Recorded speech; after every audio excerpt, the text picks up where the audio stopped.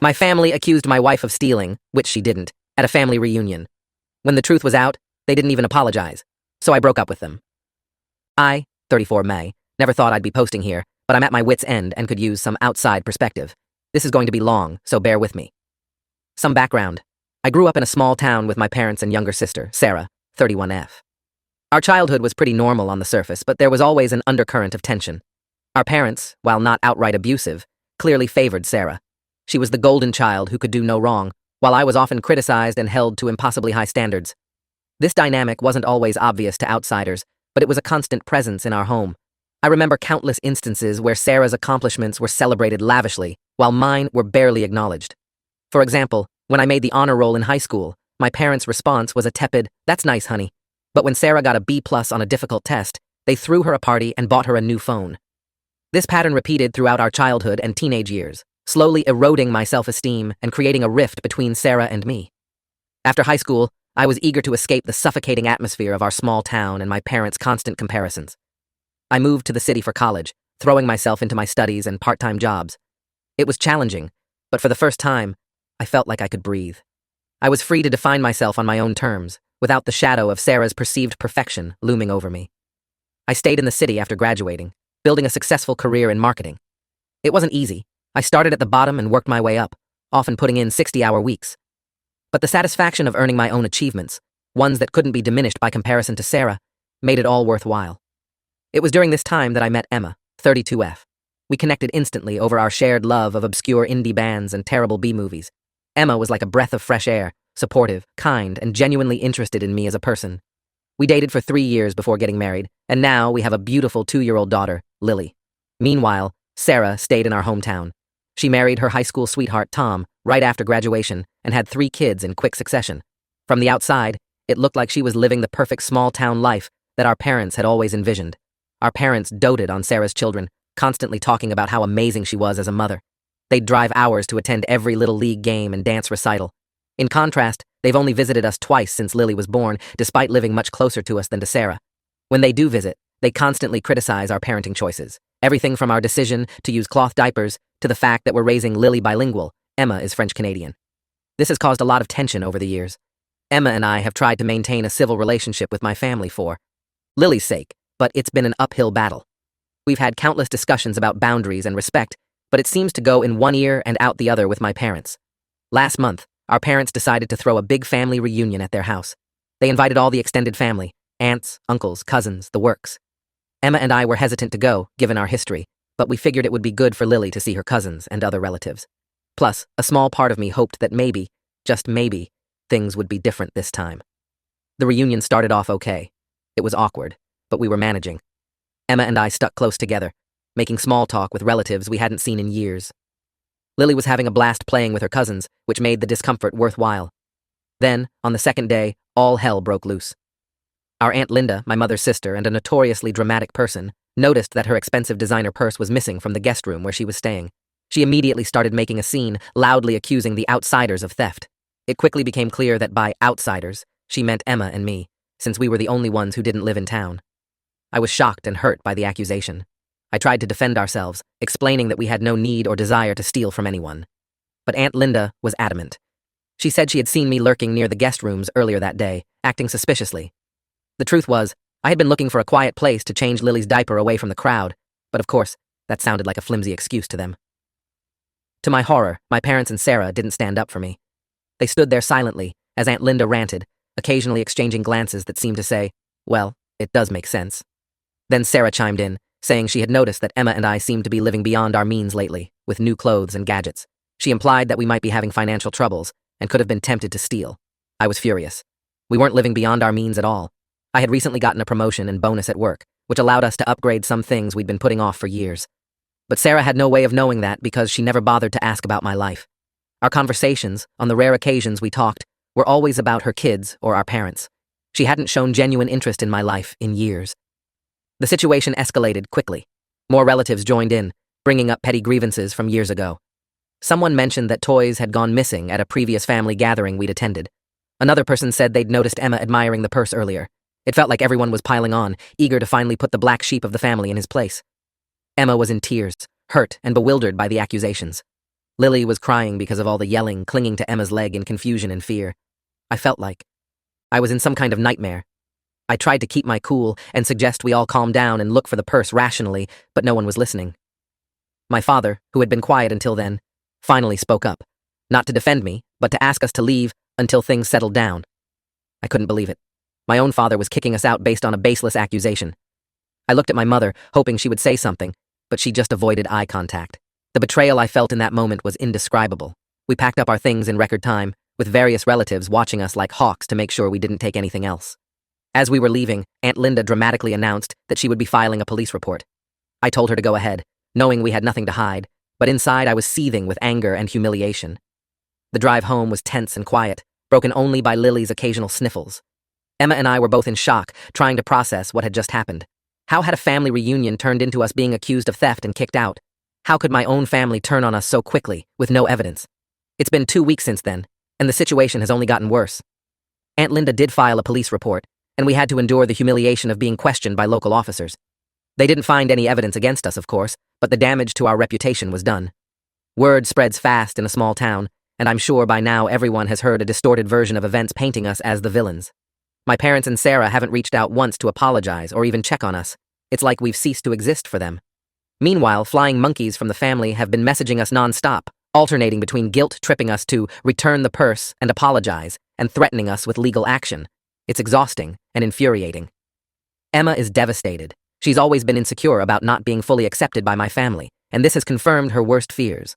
She's talking about cutting off contact with all of them, and honestly, I'm tempted to agree. The thought of exposing Lily to this toxic dynamic makes me sick to my stomach. I'm hurt, angry, and confused. I don't know how to move forward from this. Part of me wants to fight to clear our names, to force my family to acknowledge how badly they've treated us. But another part just wants to walk away from this toxic family dynamic for good. I keep replaying everything in my mind, wondering if there were signs I missed, or if this betrayal was always inevitable. The hardest part is realizing that the family I thought I had, the one I've been trying to please my entire life, doesn't actually exist. They've shown their true colors and it's ugly. I'm grieving for the relationships I thought we had, even as I'm angry at myself for not seeing the truth sooner. So, Reddit, what do I do now? How do I protect my wife and daughter from this mess? Is there any coming back from this level of accusation and betrayal? Should I even want to? How do I start to heal from this and move forward? Any advice or similar experiences would be greatly appreciated. Update 1. Thank you all for your supportive comments and advice on my original post. The outpouring of kindness from strangers on the internet has been overwhelming and deeply appreciated. A lot has happened in the past week, so I wanted to give you an update. First, some good news. The missing purse was found. But of course, in true fashion for my family, this discovery only led to more drama and revealed even deeper issues in our family dynamic. It turns out that my 7-year-old nephew, Sarah's oldest son, had taken the purse. He apparently thought it would be funny to hide it and watch everyone search for it. When things escalated and he realized how serious the situation had become, he got scared and kept quiet. I can't really blame him. He's just a kid who made a mistake and then got in over his head. The truth came out when Sarah was cleaning his room and found the purse stuffed in the back of his closet. According to Sarah, he broke down crying and confessed everything. I can only imagine how terrified and guilty he must have felt, carrying that secret while watching the chaos unfold around him. You'd think this would immediately clear our names and lead to a flood of apologies, right? Well, you'd be wrong. The way my family handled this revelation says a lot about their priorities and the dysfunctional patterns that have been in place for years. Sarah called our parents first, and together they decided to handle the situation quietly. Their plan was to return the purse to Aunt Linda and smooth things over without involving us or addressing the false accusations. They were more concerned about protecting my nephew, and by extension Sarah's reputation as a mother, than about clearing our names or acknowledging the harm they had caused us. Luckily, or unluckily, depending on how you look at it, Aunt Linda has a big mouth. She immediately started calling everyone to announce that her purse had been miraculously found in Sarah's house. That's how we found out about it, through a distant cousin who called to apologize for believing the accusations against us. I was floored. Not only had they found definitive proof of our innocence, but they were actively trying to sweep it under the rug without acknowledging the harm they'd caused us. It was a stark reminder of how little we mattered in the family hierarchy. I called my parents, demanding an explanation. The conversation did not go well. They tried to downplay the whole incident, saying things like, "It was all a misunderstanding, and let's just put this behind us."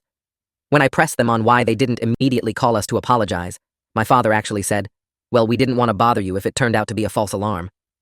I lost it at that point. All the hurt, anger, and resentment I'd been holding back came flooding out. I told them exactly what I thought of their behavior, their favoritism, and their willingness to throw Emma and me under the bus. I laid out every instance of unfair treatment over the years, from childhood until now. I brought up specific incidents, the time they forgot my high school graduation because Sarah had a minor fender bender, the way they dismissed my career achievements while praising Sarah for being a stay-at-home mom, how they always sided with her in any disagreement between us. I told them how their behavior had affected my self-esteem and my ability to trust people. It was like a dam breaking. Years of pent-up emotions came pouring out. My mother started crying, playing the victim as usual. She kept saying things like, "How can you say these things to us? We've always loved you." My father yelled back, accusing me of being oversensitive and ungrateful. He actually had the audacity to say that if I had visited more often or made more of an effort with the family, none of this would have happened. It was classic Darvo: deny, attack, reverse victim, and offender. I hung up on them mid-sentence. I was shaking with anger and felt physically ill. Emma held me as I broke down, the stress of the past few weeks finally catching up to me. It was a mix of relief at finally saying these things out loud and deep sadness at realizing that even now, my parents couldn't acknowledge their role in hurting me. Sarah tried to call multiple times, but I couldn't bring myself to talk to her. She left a voicemail full of excuses about how she was just caught up in the moment during the reunion and didn't mean to accuse us. She said she hoped we could move past this for the sake of the kids. Her message was all about her feelings and her desires, with no real acknowledgement of how her actions had affected us. I deleted the message without responding. The extended family is now split. Some are mortified by how we were treated and have reached out to apologize sincerely. My cousin Jake, who I was close to as a kid but had drifted apart from, called to express his shock at the whole situation. He offered to be a neutral mediator if we ever wanted to try family therapy. It was touching to realize that not everyone in the family was willing to sweep this under the rug. Others are trying to rug sweep, saying we should just forgive and forget because family is family. They're putting pressure on us to reconcile, without acknowledging that reconciliation requires genuine remorse and changed behavior from the other side. A few are even suggesting that we should apologize for overreacting and causing a scene at the reunion. It's mind-boggling how they can twist the situation to somehow make us the bad guys. Emma and I have decided to take a big step back from my side of the family. We're not going no contact yet, but we're setting firm boundaries. We've blocked the flying monkeys and our only, responding to direct communication from immediate family. We're also looking into family therapy to help us process this trauma and decide how to move forward. One positive outcome is that this situation has brought Emma and me even closer together. Seeing her stand by me unwaveringly, even when my own family turned against us, has deepened my love and appreciation for her. We're united in protecting our little family unit above all else. We've had many deep conversations about family, trust, and what we want for Lily's future. We're committed to breaking the cycle of favoritism and conditional love that I experienced growing up. We want Lily to know that she's loved unconditionally and that it's okay to stand up for herself, even against family. I'm still angry and hurt, but I'm also feeling a sense of clarity I've never had before about my family dynamics. It's painful to realize how dysfunctional things have been, but it's also empowering to finally see it clearly and know that I don't have to participate in it anymore. The road ahead isn't clear, but I know that with Emma by my side, we'll figure it out. We're focusing on healing and on creating a healthy, loving environment for Lily. Whether that includes my extended family in the future remains to be seen, but for now, we're prioritizing our own well-being. Thank you again for all your support. It's meant more than you know during this difficult time. I'll update again if there are any significant developments. Update 2.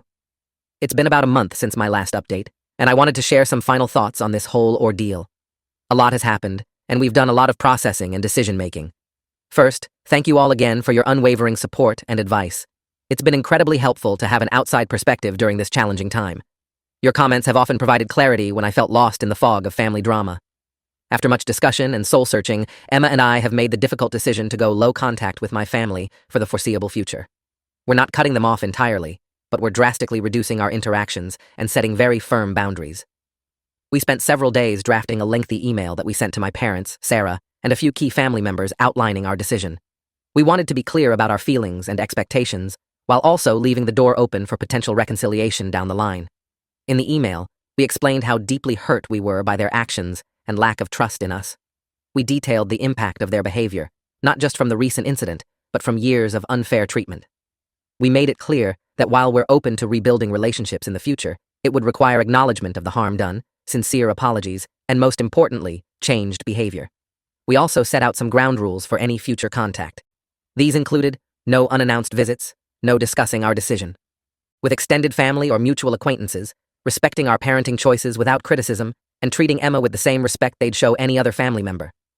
We made it clear that any violation of these boundaries would result in further reduction of contact. The responses we received were mixed, revealing a lot about each family member's mindset and willingness to change. My parents sent a lengthy reply that was part apology, part justification. They admitted they handled the situation poorly, but still tried to shift some blame onto us for distancing ourselves from the family. They expressed sadness at the thought of losing contact with Lily and asked for a chance to make things right, suggesting family therapy. While it wasn't the full acknowledgement we were hoping for, it was more self-reflection than I've ever seen from them. Sarah's response was more defensive. She apologized for jumping to conclusions, but spent most of her message explaining how stressed and overwhelmed she's been, as if that excuses her behavior. She also implied that our decision to go low contact was an overreaction that would hurt the children. It was disappointing, but not surprising. Sarah has always struggled to take responsibility for her actions. The rest of the family's responses ranged from supportive to guilt-tripping. Some respected our decision and promised to do better, while others accused us of tearing the family apart over a simple misunderstanding. My Aunt Linda, whose purse started this whole mess, sent a terse message saying she had nothing to apologize for and that we were being overly sensitive. We haven't responded to any of these messages yet. We're taking time to process everything and decide how we want to move forward. The family therapy suggestion is on the table, but we're not rushing into anything. We've agreed that if we do pursue therapy, it will be with a neutral third party, not someone connected to the family or the small town they live in. On a more positive note, this situation has led to some unexpected personal growth. I've started individual therapy to work through my childhood issues and the complex emotions this incident has brought up. It's been eye-opening to examine the patterns of behavior I've accepted as normal for so long. I'm learning to set healthier boundaries and to validate my own feelings without needing approval from others.